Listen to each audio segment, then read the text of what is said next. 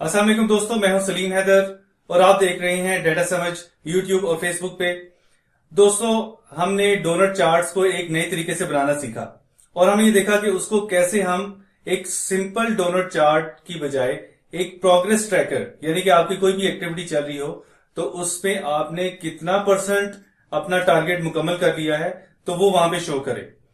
अब उसी donut chart को हम एक नए तरीके से बनाएंगे जो कि आप अक्सर जो स्मार्ट वॉचेस हैं उसके अंदर इस तरह के डायल्स देखते हैं। तो डायल होता है और उसके साथ साथ टाइम भी चल रहा होता है। तो मैं आपको ये वाला डोनट चार्ट आज बनाना सिखाऊंगा, तो एंड तक इसको जरूर देखें क्योंकि हर स्टेज पे आपको एक नई चीज पता चलेगी। तो मेरे साथ रहिए और मेरे चैनल को जरूर सब्सक्राइब कर लें। दोस्तों, आज की एक्सरसाइज के लिए कोई डाउनलोड करने की फाइल नहीं है, हम इसी ब्लैंक एक्सेल फाइल से स्टार्ट करेंगे। तो अभी शुरू करते हैं। सबसे पहले हम लोगों ने क्रिएट ये करना है कि हमारे पास, इसका मैं थोड़ा जूम इन कर लेता हूं, हमारे पास डोनट चार्ट में जैसे दो टाइप्स हो सकती हैं कि जी आपने कितना टास्क मुकम्मल कर लिया और कितना रह गया है। तो यहां पे मैं लिखता हूं कि आपने लेट्स से कि आपने 80% मुकम्मल कर लिया है, तो हम इस पे यहां पे 80 लिखेंगे और आगे हम लिखते हैं कि रिमेनिंग आइटम्स या रिमेनिंग टास्क कितने रह गए हैं परसेंटेज में और कंप्लीटेड कितना है। तो आपने इसी सीक्वेंस में लिखना है। ये आपको अंदाजा हो जाएगा जैसे जैसे हम इस चीज को डेवलप करेंगे। तो ये चूंकि हमारा कंप्लीटेड परसेंटेज है तो हम इसको डिवाइडेड बाय 100 कर देते हैं। तो ये अब 80% आ गया है और रिमेनिंग के लिए हमें पता है कि 1 में से हम परसेंटेज निकालें तो हमें रिमेनिंग परसेंटेज मिल जाएगी। तो ये हमारे पास आ गई है सिंपल परसेंटेज। इन दोनों को मैं सेंटर अलाइनमेंट इनकी कर देता हूं। तो ये हमारे पास डोनट चार्ट बनाने के लिए काफी है। अब आप सिंपली इसको सिलेक्ट करें, इंसर्ट में जाएं और यहां पे जाके एक डोनट चार्ट इंसर्ट कर दें। ये डोनट चार्ट आपके पास बिल्कुल सिंपल डोनट चार्ट बन गया है। प्लस में जाके आप चार्ट का टाइटल खत्म कर दें, लेजेंड खत्म कर दें। फिर आप फॉर्मेट के अंदर जाके जो ऊपर फॉर्मेट का आपके पास नई टूल बार आएगी उसमें जाएंगे। ये अभी चार्ट सिलेक्टेड है तो ये ऊपर आ रही है। अगर ये चार्ट अनसिलेक्ट हो जाएगा तो ऊपर आपको नजर नहीं आएगी। तो इसको सिलेक्ट करें। तो एज एन ऑब्जेक्ट, क्योंकि ये चार्ट भी एक ऑब्जेक्ट होता है एक्सेल का, तो एज एन ऑब्जेक्ट इसमें आप इसकी फिल खत्म कर दें। देखें, ये जो ही फिल की तो आपको पीछे वाली ग्रिड लाइंस नजर आनी शुरू होगी। और इसी तरह चार्ट की जो आउटलाइन है वो भी हमें नहीं चाहिए। तो अब चार्ट की कोई आउटलाइन नहीं है, सिर्फ ये आपको एक डोनट चार्ट ही नजर आ रहा है। एक काम हम कर लेते हैं, क्योंकि हम जब इस तरह की आइटम्स बनाते हैं तो वो एक डैशबोर्ड का ही हिस्सा होते हैं। तो डैशबोर्ड जब भी बनाएं आप अपने एक्सेल शीट के अंदर ग्रिड लाइंस को खत्म कर दें। तो ये ग्रिड लाइंस हमने व्यू में जाके अनचेक कर दी है। अब इस डोनट चार्ट की हम थोड़ी सी मॉडिफिकेशन कर लेते हैं। आप इसको क्लिक करें पूरे डोनट चार्ट को और इसको एक दफा फिर क्लिक करेंगे तो सिर्फ ये वाला हिस्सा सिलेक्ट होगा। और अगर आप डबल क्लिक करेंगे तो आपके पास इसके फॉर्मेट ऑप्शंस आ जाएंगी। अगर आप राइट क्लिक करें तो यहाँ पे फॉर्मेट डाटा पॉइंट या फॉर्मेट डाटा सीरीज वगैरह की ऑप्शंस आ सकती हैं। तो यहां पे हमने ये करना है कि फिल के अंदर जाना है और फिल में हम इसको सॉलिड फिल ही करते हैं और कलर हम अपनी मर्जी का रखेंगे। कलर मेरे हिसाब से ये वाला सूटेबल है। आप अपनी मर्जी से कोई भी कलर स्कीम रख सकते हैं। बॉर्डर हमें नहीं चाहिए, तो यहां पे हम बॉर्डर इसको सिलेक्ट कर लेते हैं कि ये बॉर्डर हमें काफी है। अब दूसरे जो रिमेनिंग पार्ट है जो कि इनकम्प्लीट पार्ट है, इसको आप सिलेक्ट करें और इसमें भी हम ऐसा करते हैं कि बॉर्डर खत्म कर देते हैं और कलर को हम सॉलिड फिल क्लिक करें और यहां पे ट्रांसपेरेंसी की ऑप्शन आएगी। तो इसको 50% पे ले जाएं। आप चाहें तो इसकी ट्रांसपेरेंसी मजीद भी बढ़ा सकते हैं जो कि थोड़ी बेहतर लगेगी। मैं इसको मजीद भी बढ़ा देता हूं, तो ये बेहतर लग रही है। अच्छा, अब हमने वही काम करना है कि इसके पॉइंट्स क्रिएट करने हैं जहां पे हमारा डिस्प्ले होगा परसेंटेज कंप्लीशन। तो हमारे पास एक्स और वाई दो डायमेंशन हैं जो कि चार्ट के अंदर होती हैं और एक में हम लिखें 0, एक में 1 और यहां पे हम फॉर्मूला यूज करेंगे साइन का। साइन जो कि ट्रिग्नोमेट्री के फॉर्मूला है, ज्योमेट्री के फॉर्मूले हैं। इसमें 20% multiply by 2 multiply by pi का फॉर्मूला और आपने आगे ब्लैंक ब्रैकेट्स लगा लेनी है। तो पाई का फॉर्मूला आपको पता है कि 3.14 होता है और ये इसके पीछे एक साइंस है जो कि अभी चूंकि हम मैथ्स नहीं पढ़े वरना मैं आपको समझाता। और ये हम इसको क्लोज कर देते हैं। तो ये एक नंबर जनरेट करेगा और यही हम आगे कॉपी भी कर लेते हैं। लेकिन उसमें हमने ये करना है कि यहां पे हमने साइन की जगह कॉस का फॉर्मूला यूज करना है। तो ये हमारे पास नंबर जनरेट हो गए हैं। हमने सिंपली इस डोनट चार्ट को क्लिक करना है और फिर चार्ट डिजाइन में जाके सिलेक्ट डेटा और यहां पे एक सीरीज ऐड करनी है। इस वक्त ऐड करते हुए आपने सिंपल कोई भी एक्स या वाई की वैल्यू सिलेक्ट कर लें और इसी तरह सीरीज वैल्यू के अंदर भी आप कोई भी वैल्यू सिलेक्ट कर लें और ओके कर दें। इससे फर्क नहीं पड़ेगा। अब हमने करना यह है कि पहले हम चार्ट टाइप चेंज करेंगे, जो नई सीरीज हमने ऐड की उसकी। तो ये नई सीरीज है, इसके ऊपर क्लिक करें और चार्ट डिजाइन में जाके चेंज चार्ट टाइप को क्लिक करें और यहां पे आप देखेंगे कि जो एक्स सीरीज अभी हमने ऐड की है उसका चार्ट टाइप हमने करना है स्कैटर चार्ट। तो ये स्कैटर चार्ट हो गया और ओके प्रेस कर दें।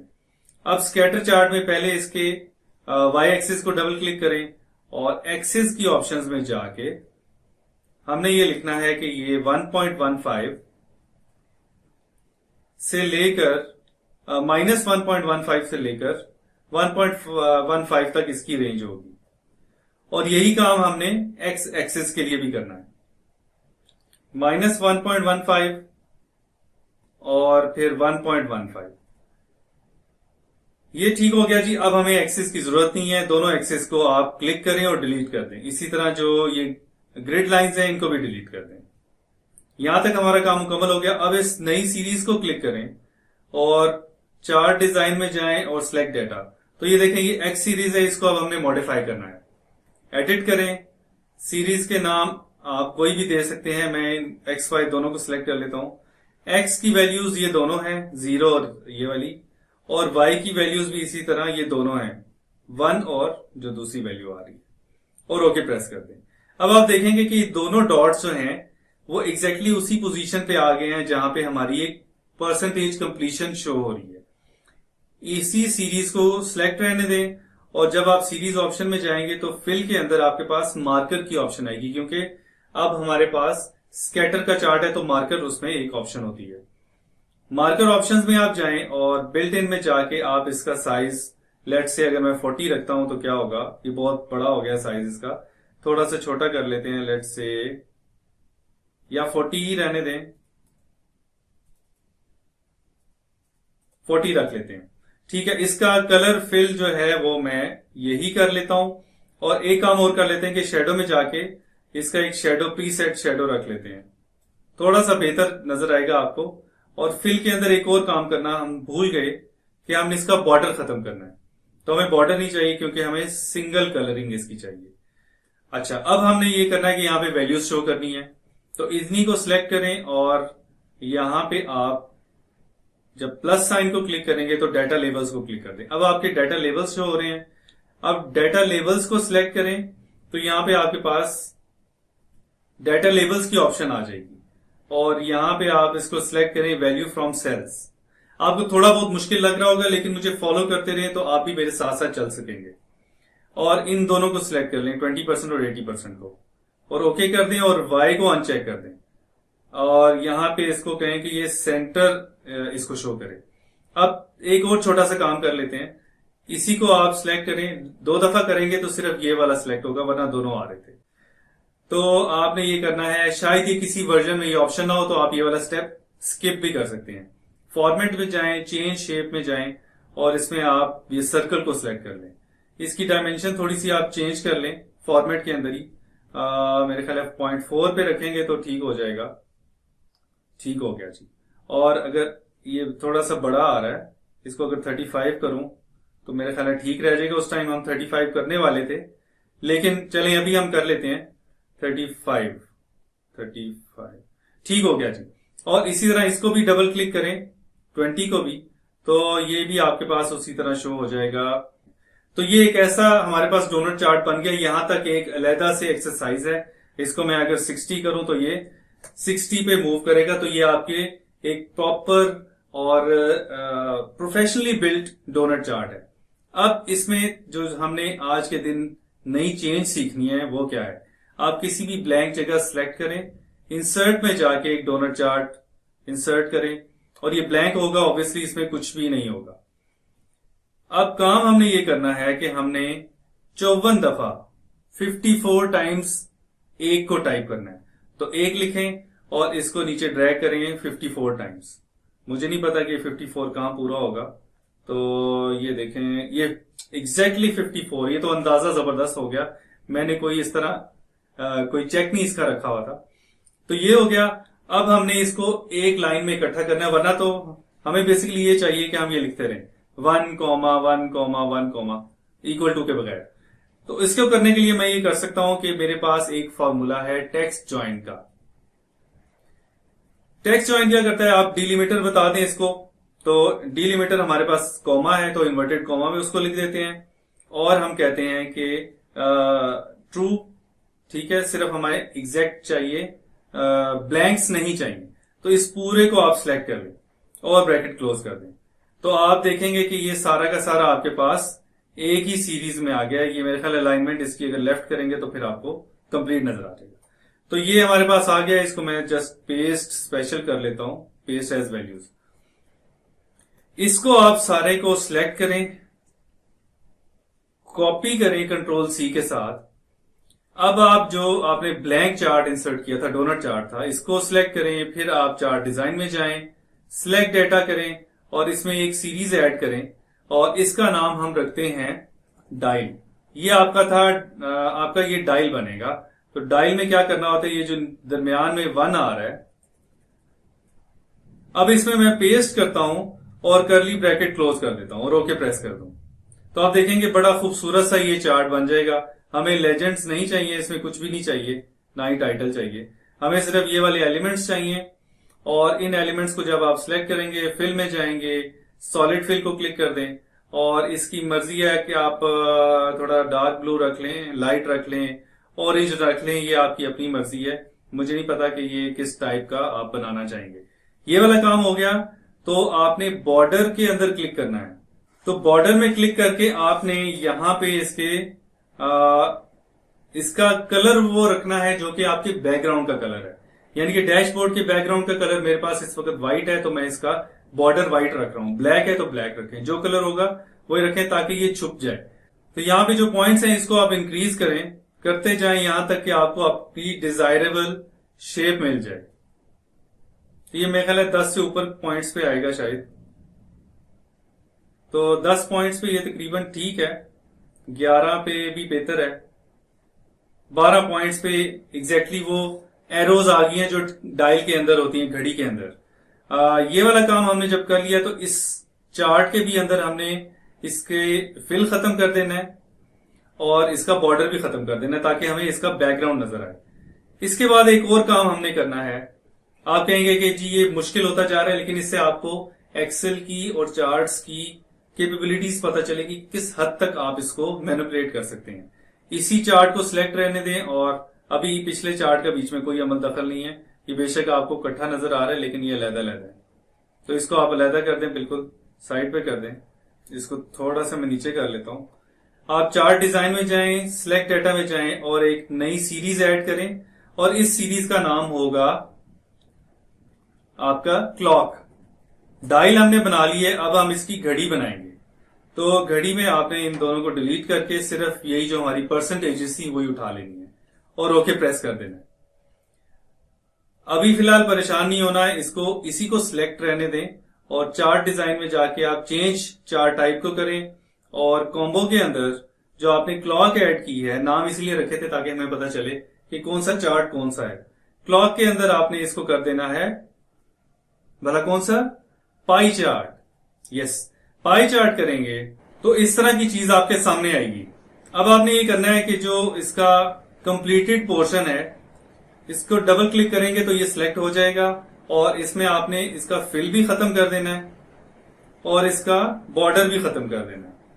और ये वाला जो आपके पास है जो कि रिमेनिंग पोर्शन है, इसका कलर, एक तो बॉर्डर आप इसका खत्म कर दें, दूसरा आप इसका फिल सॉलिड रखें और कलर आप अपनी मर्जी का रखें, कोई इशू नहीं है इसमें। और इसकी ट्रांसपेरेंसी आप इंक्रीज कर दें यहां तक कि आपको पिछला जो हमारा डायल है वो नजर आना शुरू हो जाए। तो 80% तक आई थिंक सही रहेगा। आपको अगर थोड़ा डिफरेंट चाहिए तो आप डिफरेंट भी रख सकते हैं। यहां तक हमारा काम मुकम्मल हो गया है। अब हमने ये करना है कि इस चार्ट को उस चार्ट के पीछे भेज देना है और इसको मैं कहता हूं सेंड टू बैक। अब ये वाला चार्ट हमारा आगे आ गया है, इसको मैं थोड़ा जूम आउट कर लेता हूं, ठीक है, और पिछले चार्ट को मैं थोड़ा सा बड़ा कर लेता हूं। तो अभी हमारा डायल कंप्लीट नजर आ रहा है और अगले चार्ट को भी इसी तरह हम थोड़ा सा बड़ा कर लेते हैं।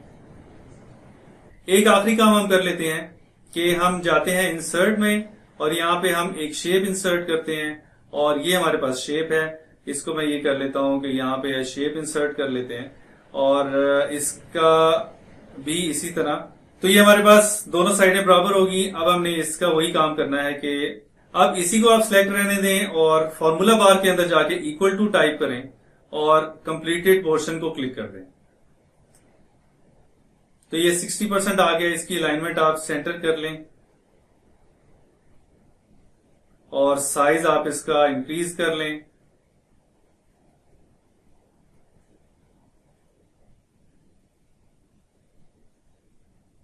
और साथ ही इसका कलर आप व्हाइट कर लें। इनको सिलेक्ट करें आप सारों को और शेप के अंदर जाके इनकी अलाइनमेंट मिडल और सेंटर कर लें और इसी को सिलेक्टेड रहने दें और इनको आप ग्रुप कर लें। अब हमारे पास हमारा डायल कंप्लीट हो गया है। अब आप इसको जब मूव करेंगे तो आपके पास ये मूव होता हुआ नजर आएगा आपको। तो ये देखें, उसी तरह आपका डायल कंप्लीटली मूव कर रहा है, आपको परसेंटेज कंप्लीशन नजर आ रही है। इसी चीज को आप किसी डैशबोर्ड के अंदर डालें तो उतना ही दिखने में अच्छा लगेगा जितना आपको ये ऑपरेट करने में अच्छा लग रहा है।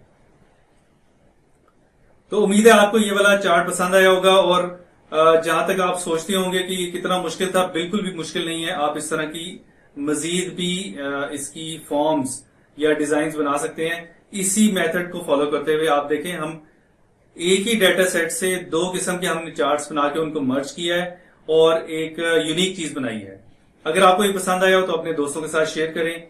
इंशाल्लाह आइंदा आने वाली वीडियो में हम लोग गूगल शीट्स पे काम करेंगे और मैं आपको गूगल शीट्स के अंदर ऐसी प्रोग्रामिंग सिखाऊंगा जिससे आप जीमेल को शीट्स के साथ, यानी कि एक्सेल जो गूगल का अपना है उसके साथ, डॉक्यूमेंट्स के साथ, कैलेंडर के साथ और इनको आपस में लिंक करके कम्युनिकेट कर सकते हैं।